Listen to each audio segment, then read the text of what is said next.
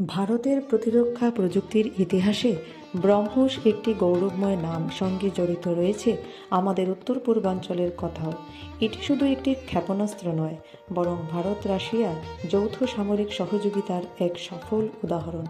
গত 2 দশকে ব্রহ্মোস বিশ্বের দ্রুততম কার্যকর সুপারসনিক ক্রুজ মিসাইলগুলোর মধ্যে একটি হিসেবে আন্তর্জাতিক অঙ্গনে বিশেষ মর্যাদা অর্জন করেছে। কিন্তু শক্তিশালী এই মিসাইলের নাম কেন ব্রহ্মোস রাখা হলো তা আপনি জানেন কি? ব্রহ্মোস নামটি দুটি বিখ্যাত নদীর নাম থেকে নেওয়া হয়েছে।